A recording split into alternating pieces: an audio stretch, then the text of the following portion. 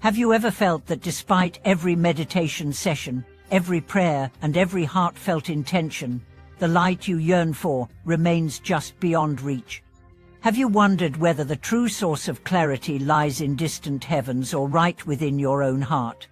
Welcome back to the channel. I'm your host, Jahud, and today we journey into the luminous core of practice to uncover where genuine seekers find their ultimate refuge. Drawing from the profound teachings of the Buddha, we'll examine how the quest for illumination transcends ritual and doctrine, revealing that the unwavering flame we seek is kindled by mindfulness, compassion, and fearless self-inquiry.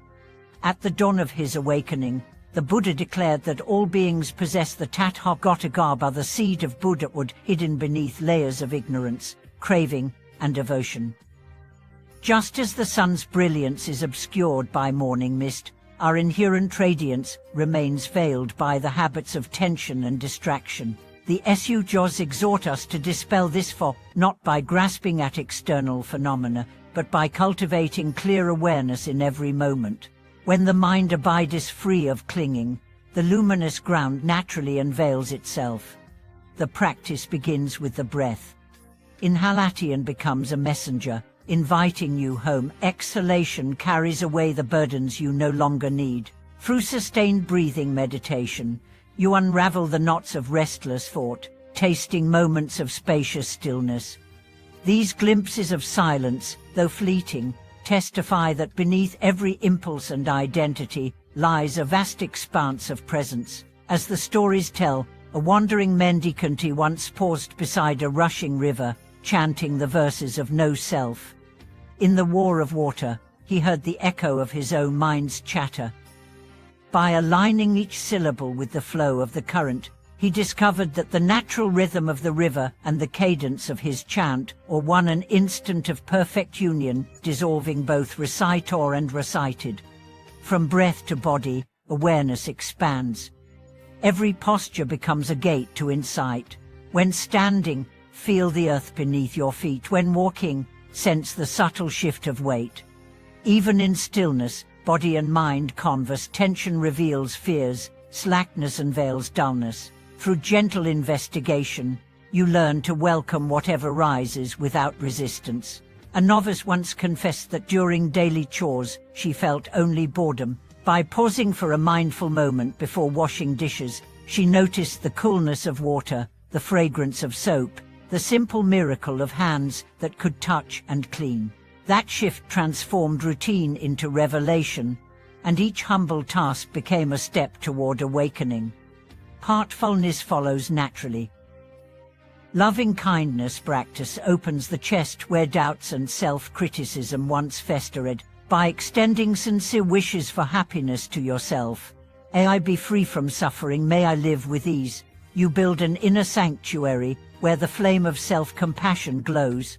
Then you turn outward, and may all beings be happy, may all beings be at peace. In weaving these threads of goodwill, the boundary between self and other dissolves, and the warm light of connection shines brightly.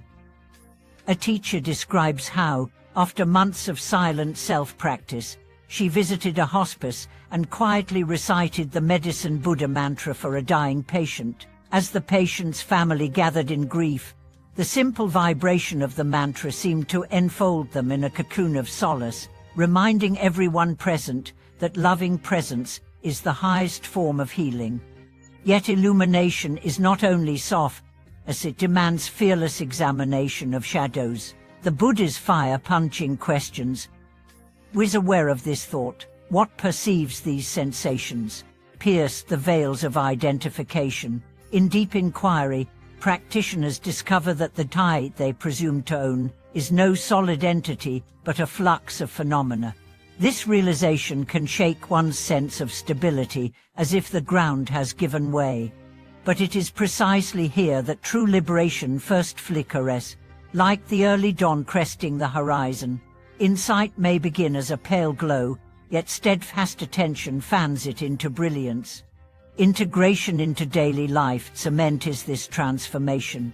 When anger rises at a colleague's harsh words, notice the tightness in your chest, the quickening pulse. Instead of reacting, Breathe into the sensation, cultivate compassion for the wounded part of yourself, and choose a response grounded in clarity. Over time, this cycle rewires habitual patterns so that the light of mindfulness becomes the default lens through which you view the world. Even in moments of intense pressure, the heart retains a spark of equanimity that no external storm can extinguish. Communal practice amplifies these efforts. Sangha gatherings, whether in simple meditation halls or online circles, offer mirrors for personal growth. Witnessing another's commitment sparks inspiration. Sharing difficulties dissolves isolation. In one retreat, a participant confessed during sharing that her meditation seemed lifeless. The group responded not with judgment, but with encouragement, openly discussing their own struggles. Through collective vulnerability, each practitioner's flame was rekindled, underscoring that the path to illumination is not traversed alone, but illuminated by the solidarity of seekers walking side by side. Throughout this unfolding journey, remember that milestones are not destinations. Glimpses of clarity may come and go, but the practice itself is the true light. Whether in ecstatic insight or mundane stability, every breath, every moment of awareness is both map and territory, the means by which the luminous heart reveals itself. As the light of awareness grows, it begins to permeate every aspect of life, reframing challenges as invitations to deepen insight. In creative endeavors, for instance, the same mindfulness that illuminates the breath can reveal the hidden architecture of a painting or a piece of music. An artist who once struggled with self-doubt finds that by pausing before each brush stroke to sense the body's alignment and the breath's flow, the hand moves with greater fluidity, and unexpected forms emerge. What felt like a blank canvas transforms into an unfolding dialogue between mind and matter, and the resulting work carries within it the quiet echo of presence. In scientific research too, the awakened mind operates differently. A physicist recounts a breakthrough moment when, during a long period of stagnation, she adopted a simple walking meditation. Rather than wrestling with equations at her desk, she set out into the nearby woods and synchronized each step with a soft inward repetition of "so hum." Within days, complex problems that had seemed insurmountable began to unravel, as if her deepening equanimity led novel connections to surface. Later, in sharing her findings at a conference, she emphasized that the quality of attention, steady, curious and unattached, was as pivotal to discovery as technical expertise. Relationships provide another fertile field for illumination. In moments of conflict, our habitual reactions often perpetuate suffering, but when both parties cultivate mindfulness, the dynamic shifts. Imagine partners in a heated disagreement, slowing their speech to a deliberate, even tempo, each noticing their own tone, each pausing to breathe before responding. The argument loses its edge, and beneath the surface friction they rediscover care and mutual longing. Even if words fail to resolve the original issue, the simple act of shared presence plants seeds of understanding that blossom over time. Parenting offers perhaps the most poignant arena for applying this inner light. A mother recounts the transformation of her bedtime routine. Rather than rushing through stories while planning the next day's tasks, she began to read each page with full attention, detecting the rhythm of her child's breathing, the soft vibrations of curiosity in his wide-eyed gaze. That small shift deepened their bond and taught her that presence, more than any words, is the truest gift a parent can offer. As her son grew, he carried that example into his friendships and learning, illustrating how one person's mindful warmth ripples outward across generations. In professional settings, leaders who ground decisions in reflective clarity foster environments where innovation and well-being flourish. A tech startup CEO, inspired by contemplative practice, instituted mindful moments at the beginning of every meeting, just 90 seconds of silent breathing. Team members soon reported that tasks felt more coherent, collaboration more fluid, and stress less overwhelming.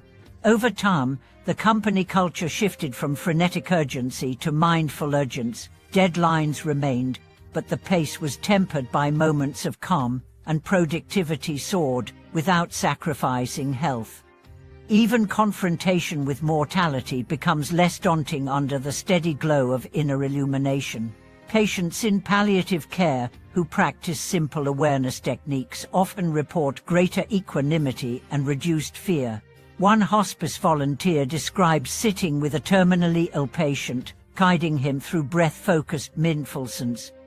As the patient inhaled, he visualized drawing in peace. As he exhaled, he envisioned releasing regret and pain. In the days that followed, the patient's anxiety subsided, replaced by curious anticipation of each moment. His family, witnessing this shift, found solace in the understanding that death, like every other transition, could be met with openness rather than dread. Across cultures, ancient contemplative traditions echo this universal truth: the light we seek externally is, in fact, the light of awareness itself. From the desert hermitas of Egypt to the sages of Taoist China, seekers recognized that environments change, but the inner flame remains constant. It is neither built by external rituals alone or extinguished by life's volatility. Instead, it thrives on our willingness to face discomfort, to investigate the workings of mind and heart, and to bring compassionate attention to each unfolding moment. As you carry this exploration forward, notice how simple intentions and intentional pause before speaking, a kind thought toward someone in difficulty, a momentary return to the breath act as sparks that rekindle the inner flame. Over time, these sparks coalesce into a steady glow, guiding your steps through both shadow and light.